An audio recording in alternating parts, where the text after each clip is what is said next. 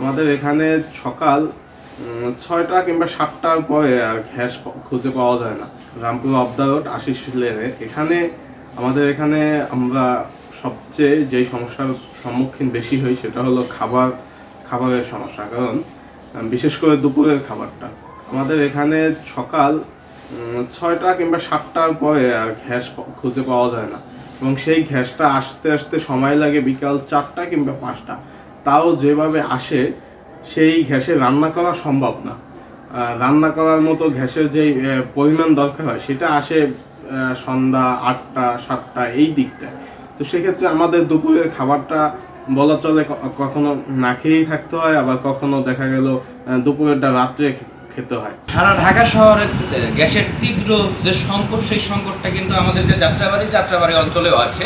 আমি এখন আছি যাত্রাবাড়িতে। আমাদের যে বাসাতে আসলে কোনো পরিমাণের গ্যাস নাই, এবং আমাদের প্রতিনিয়ত আমাদের একটা এক্সট্রা প্রেশার নিয়ে থাকতে হচ্ছে, কারণ আমরা ঠিকভাবে রান্না বাড়া করতে পারছি না, আমাদের বাইরে খেতে হচ্ছে। বর্তমানে বাজারের যে দামের ঊর্ধ্বগতি, সেই ঊর্ধ্বগতির সাথে আমাদের মতো নিম্নবিত্ত বা মধ্য নিম্নবিত্ত পরিবারের মানুষদেরও কিন্তু চলাচলের একটু কষ্ট হয়ে যাচ্ছে, একটু না বরং বেশি কষ্ট হচ্ছে। কারণ গ্যাস থাকছে না, একেবারে গ্যাস থাকছে না। আমরা অনেকেই বাসার ঢাকা শহরে এমন আছে যে গ্যাস না থাকার কারণে আপনার এক্সট্রা সিলিন্ডার গ্যাসের ব্যবহার করছে। কারণ বর্তমানে একটা এক্সট্রা সিলিন্ডার গ্যাসের সাথে একটা চুলা কিনতে গেলে অ্যারাউন্ড ৫ থেকে ৭ হাজার টাকার মতো লাগে। অনেকে ইলেকট্রিক চুলাগুলো ব্যবহার করছে।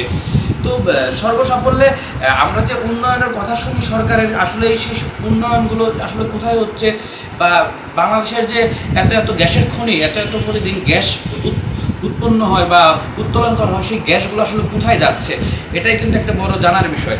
আমরা যদি একটু আমার বাসার রুমটা দেখাই, মানে আমার রান্নাঘরটা, আমাদের এই রান্নাঘরে যে আমরা অলরেডি একটা সিলিন্ডার কিনে নিয়ে এসেছি, বাট এই যে আমাদের গ্যাসের অবস্থা একেবারে কিছুই নাই। গ্যাসটা যদিও সারাদিনও যদি মারি, মানে রাত 12টা থেকে শুরু করে, মানে রাত 12টার পরে যদি গ্যাস আসে তাহলে সেটা রাত 12টার পরে আসে, এবং মানে ফজরের আজানের আগেই এই গ্যাসগুলো চলে যায়। আসলে ঢাকা শহরে মানুষ এত রাত জেগে থেকে রান্না বাড়া করে খাওয়া দাওয়া করে সকালে উঠাও তাদের জন্য অনেকটা কষ্টের হয়ে যায়। তো এর দায়িত্বে যারা আছেন তাদের প্রতি দৃষ্টি আকর্ষণ করব যে ঢাকা দক্ষিণ সিটি কর্পোরেশনের আওতাধীন এই ৬২ নম্বর ওয়ার্ডটা অনেক অবহেলিত, সবসময় ছিল, এখনও আছে। আপনারা এই বিষয়টি একটু দেখবেন।